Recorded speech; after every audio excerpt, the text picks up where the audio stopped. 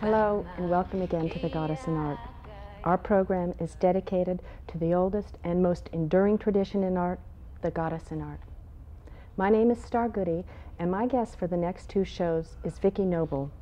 Vicki Noble is a feminist shaman healer. She is the co-creator of the Motherpeace Tarot Deck and the author of Motherpeace, A Way to the Goddess Through Myth, Art, and Tarot, and the co-author of the Motherpeace Tarot Playbook. She is now working on a book, Shakti Woman, as well as Snake Power, a journal of female shamanism. And she recently founded a school for women for the Shamanic Healing arts in Berkeley. Welcome, Vicki. Thank you. Well, first things first, Vicki. Happy Halloween.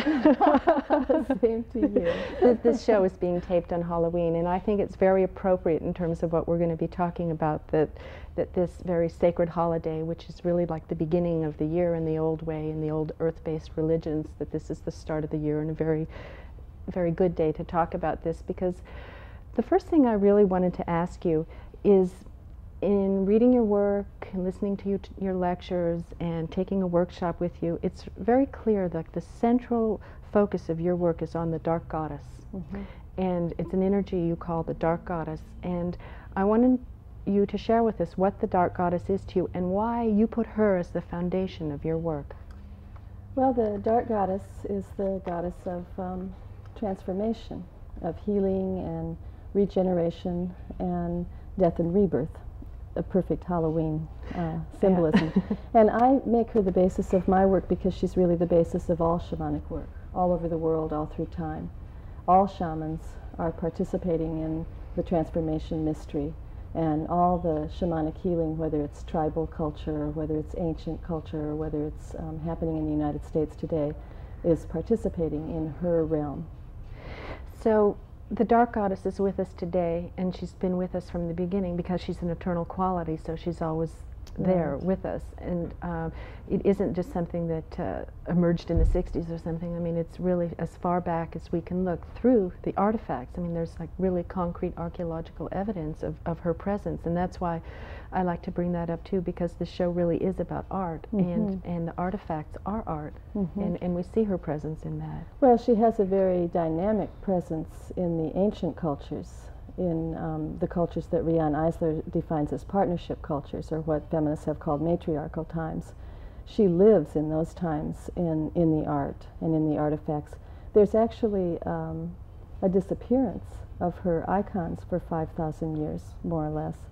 And she goes underground. And the way that she's come through the last 5,000 years has been a little bit more morbid and repressed and a little more demonic. She's actually been equated with the demonic because of her repression and because of her suppression. But before that, you see her vividly in ancient cultures from all over the world. In other words, try as the last 5,000 patriarch years may. I mean, there's no way one can do without her. I mean, if she wasn't go away. No matter what, she's there one way or another. Yes, so yes. It's whether you want to try and have some kind of contact or relationship with her, or whether you want to let it just explode. In some right, way. Exactly. Whether you want to ignore and try to control and repress her, or whether you want to allow her to have her way. She represents a very deep force of transformation and change, and the last 5,000 years have been a time of trying to pretend that there is no such thing, that things are linear, that they go along and don't have a cyclic reality. Vicki, isn't she going to have her way anyway? She is going to have her way one way or the other. One of the other things about your work, one of the many facets of your work in this shamanic healing, and that's very interesting to me, what you're reclaiming there, is, and it seems the core of that is the blood mysteries. You know, I mean, we know like there's such a menstrual taboo in this culture, you know, in the PMS, and take a bunch of pills and pretend you're a man or something. Mm-hmm, you know, business as usual. Right. Mm-hmm. But in your work and in your scholarship and in your own, and you're an artist too. I mean, you drew the Motherpeace Tarot Deck, you know, so you really are in tune with the scholarship and the creativity. And in your work, you have been looking at these blood mysteries and as a source of power, and in fact saying that really evolution began around the groups of women and children, and of course the children would be male and female, the boys and girls, that was like the central core, and around that are the blood mysteries of the women, and that this really is like the first sacred mysteries. These are the first the beginnings of the shamanic tradition. I just wondered if you'd talk a bit about that. Right. Well, I even equate the dark goddess with the menstrual time and really look at the whole feminine archetype through the polar opposites of the female cycle. So there's the ovulation period and there's the bleeding time. And the ovulation period is represented by all the light goddesses or the nurturing mother goddesses. And the dark goddess represents the menstrual pole, and she's what's been repressed for 5,000 years. So I think in the ancient times it's pretty clear that women as a community bled together, and that alone was very powerful because it's a very psychically open time. And so if you can imagine all of us in a village or a tribe bleeding together, being open at the same time psychically to new information, to the future, to past lives, to all the kinds of beliefs that were held by the ancient people, that we could open to phenomena from the spirit world at those times, which is shamanic work, that we would be really natural vessels for shamanic healing power and for shamanic information to come through for the community. In other words, it's just really a basic tuning because that is the time of the bleeding. There is a particular power if one really got in touch with that. It's biological. It's just there. Yes, it's biological. Yes. And that's really a source of creativity, is tuning the personal and the impersonal. Exactly. In the early days of the feminist movement, there was a kind of recoiling from the biological. Exactly. Biological was considered to destine us to be secondary, and so feminists ran away from it and said that we didn't have any differences from men and that our bleeding meant nothing and don't worry about it. But I think now that in women's spirituality there's a deep reclaiming where we're seeing that the basis of our power, the core of the power, is through the biological mysteries, and that birthing and bleeding and the incredible kundalini power that's available to women through those actions is available to us, even in modern times, and there's a resurgence of that kind of awakening energy in all women on the planet right now. Well, and in thinking of the menstrual blood, really, when you think of it anciently and now, it is such a magic, potent subject. I mean, its coagulation is like the foundation for life. It's the rich source of life, and it's the sea that we carry within us.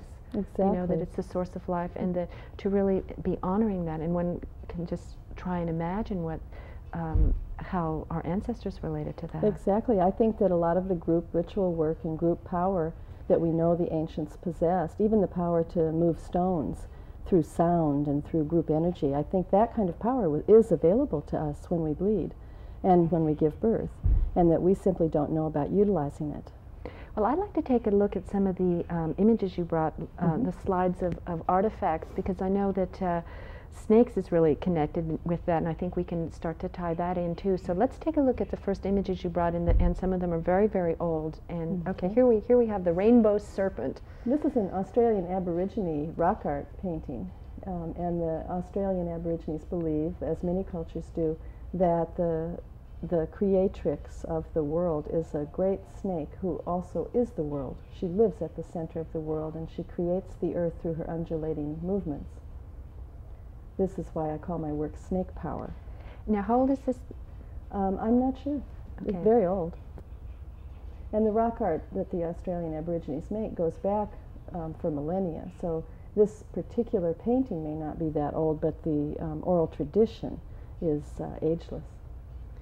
Okay, now here we have a fascinating, these two figures. What are they doing, Vicki? Well, this blows the myth that our ancient ancestors didn't know about reproduction, didn't know about the male role in reproduction. This is also an Australian rock art painting or inscription, and it's two people making love, and it's connected with the puberty rites and the fertility mysteries, and it makes it very clear. There's an image just like this in the Paleolithic times in Europe, in the cave at La Salle, and there's another image like this in the Tantric tradition in India much, much later. So we have a little bit of a thread from 30,000 years ago through the Australian art until now. Now this, I think, is so exquisitely beautiful. To me, this is really a lovely artifact. I mean, just the simplicity of it. And why don't you tell us what this is? Well, this is what they call a ceremonial wand.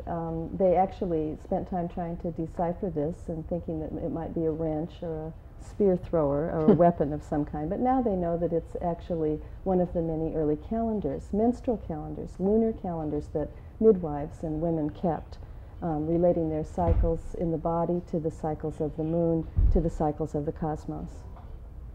This is a similar image, a calendar that's notched with time-factored notching over a period of months, and breasts. I don't know whether it's in relation to the nursing cycle. I think that it might be.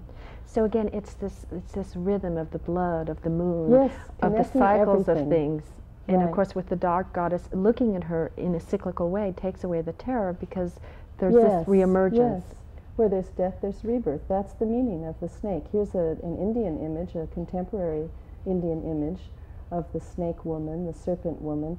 In India, women are considered to be half snake, and in many cultures around the world, that is our strongest totem, that women and the earth, women and the dark goddess are equated. We are equal. This is so fascinating because she's terrifyingly beautiful, I think.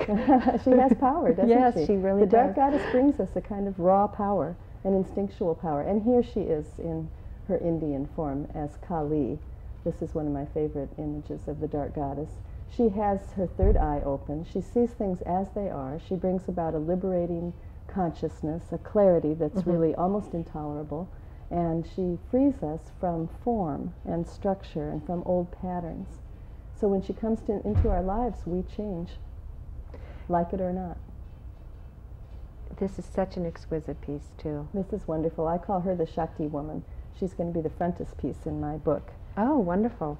Now, to me, this says it all. I mean, that snake emerging from the vulva, I mean, the iconography of this, it says it all. I think so, too. This is the serpent power manifesting in a positive way, outwardly in the world, in a dynamism that women who come into their own power experience as teachers and healers. And in looking at this last piece, I think it'd be interesting if you could connect the snake, the vulva, the blood, you know, how these things all tie in together. They're all connected with the power that comes through the biological cycle that we've been talking about. The snake is connected everywhere with women in the early times. It's very late that it's seen as phallic or connected in some way with male energy. Even the Shakti woman with the serpent manifesting from her vulva is often called phallic. But I don't think that's what's intended, or that that's the kind of conceptual framework that the Indian people see her in.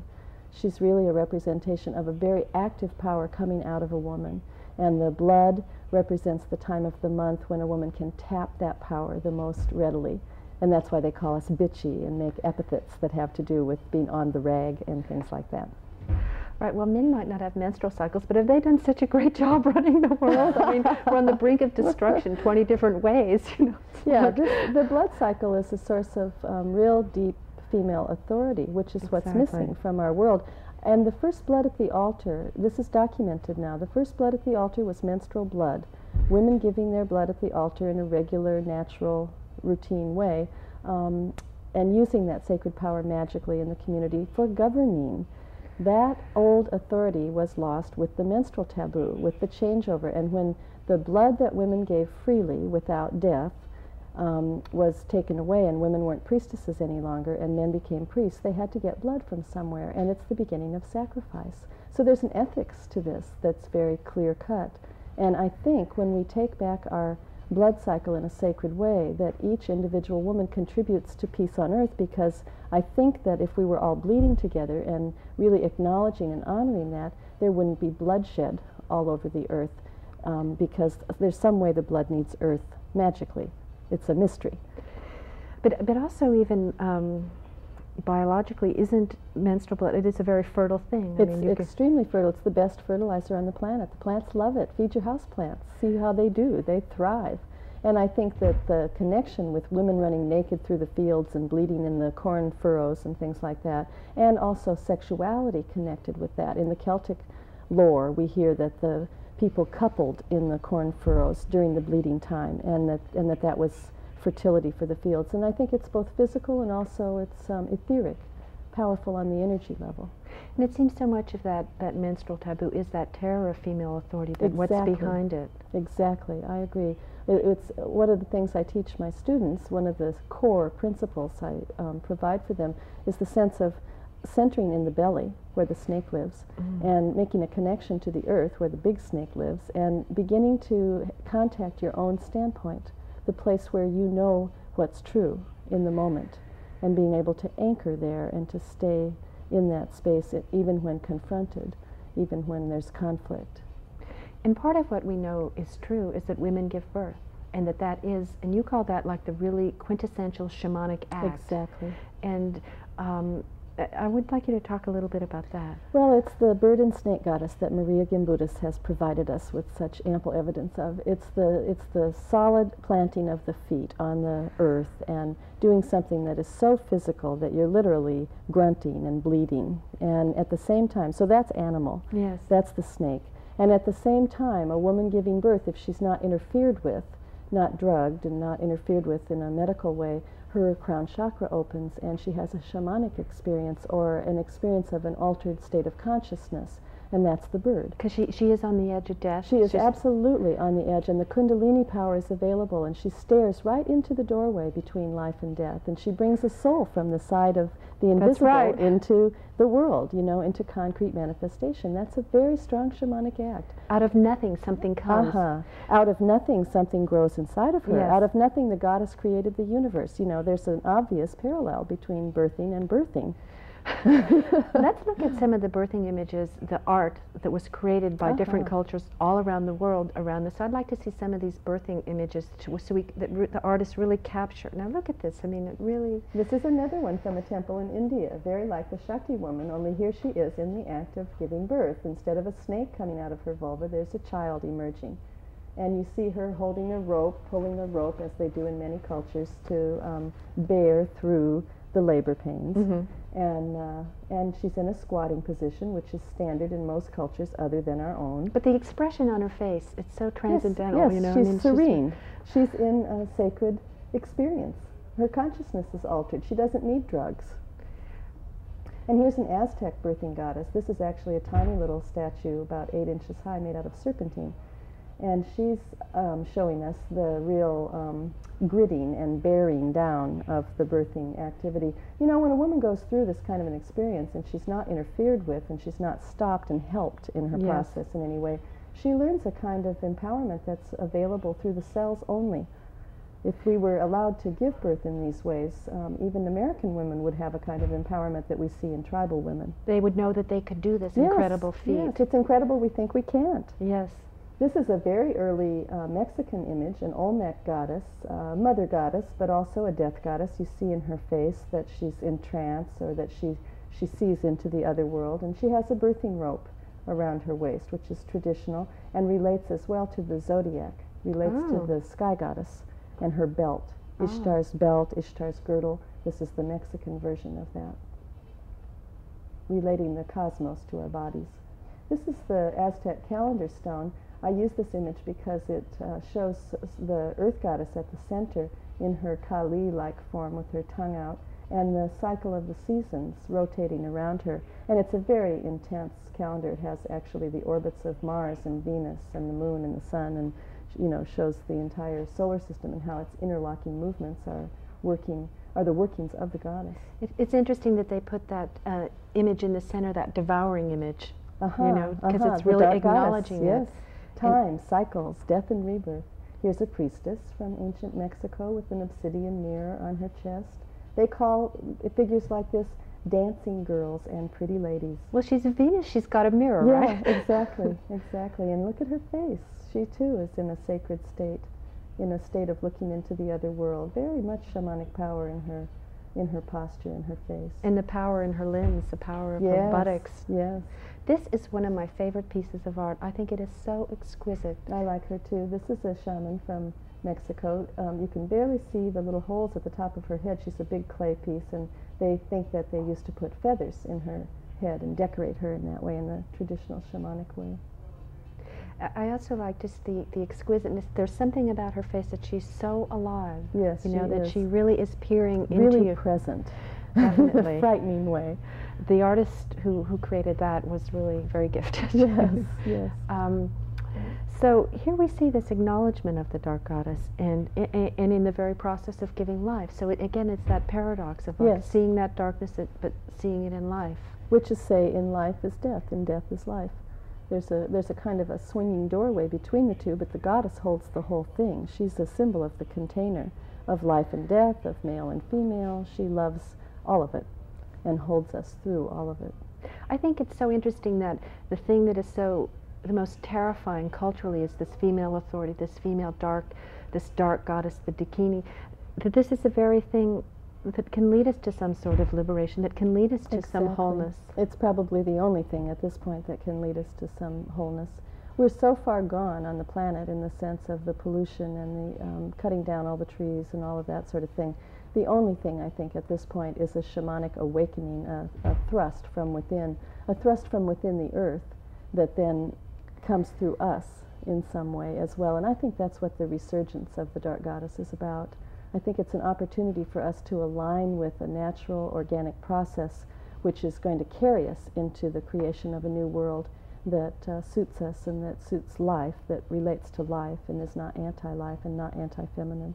And I think one of the empowering things of looking at it in art is because art is always like through the imagination, it's through more than what we know. Yes. So, and that's why it's so alive, and that's why it's healing, because there is something so fascinating about these images and looking at them, that there's something that they can give us that's more than what we really know, because they're symbols and they're a totality of something. Yes, they evoke and they remind us and they actually awaken us to memories that we hold in our bodies and that otherwise have been erased from our history books and so on. So no matter how the archaeologists and the anthropologists interpret the ancient images, if you look directly at them, you get a different message. You get a message take that of the from sacred. us. That's right. I want to go right to these images of the Dark Goddess. We have a series of images of them, and I'd like to look at those because I think they really speak for themselves. And also, so let's see these images now. When we have an image like this, it gives us a myth. Yes, and I think the myth is so important.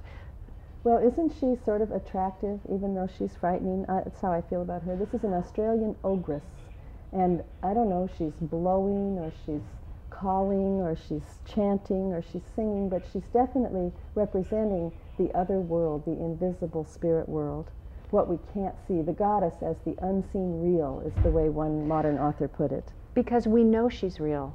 We right. experience we feel her. We know it. Right. We know it. And in naming her, and now this is a really interesting Cretan piece too, because she also has like mushrooms or poppies, and that's a whole other story too, the psychedelics. But right. But there we have it. Clearly, she's in a state of trance and a journeying consciousness, peering into, seeing into, relating to the other side, to the invisible world, getting her information and her contact with that. She has her arms in the traditional posture of a priestess, upraised, almost like antennae.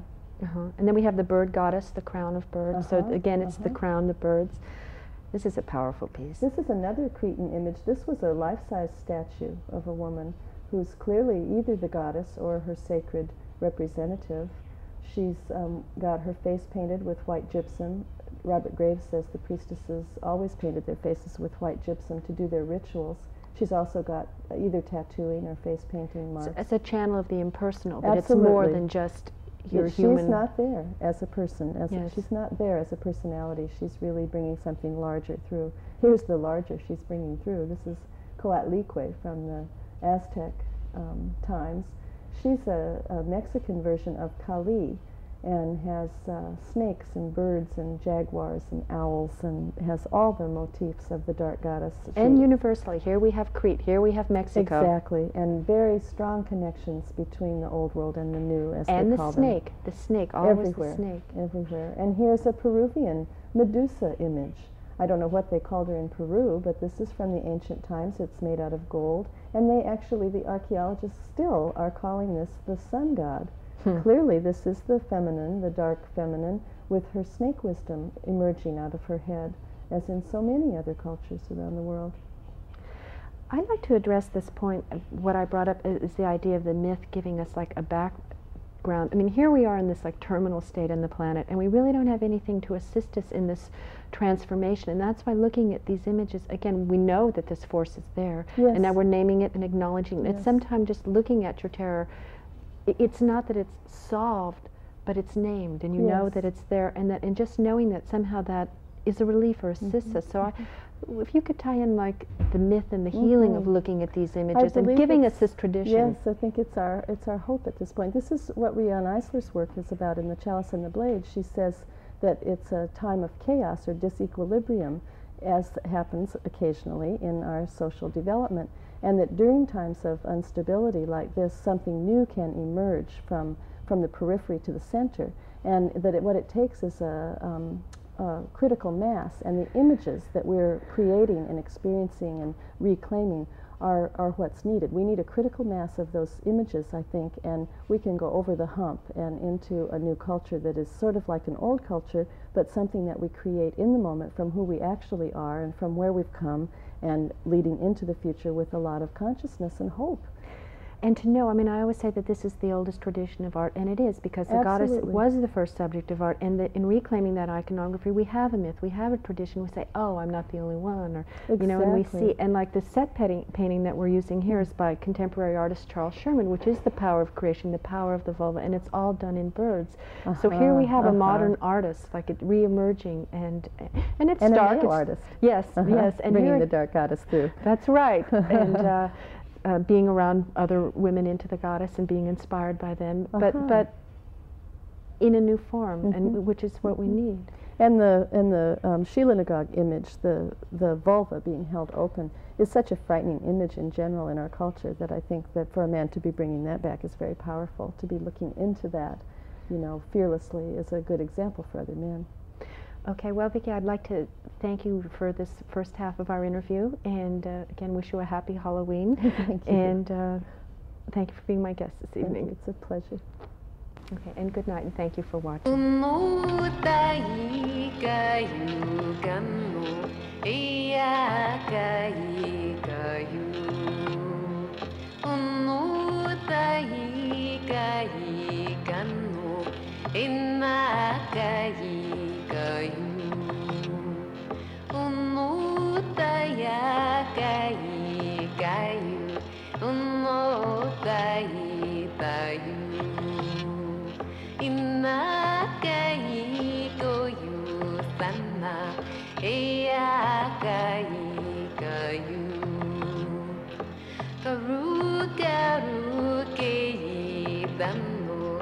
Inna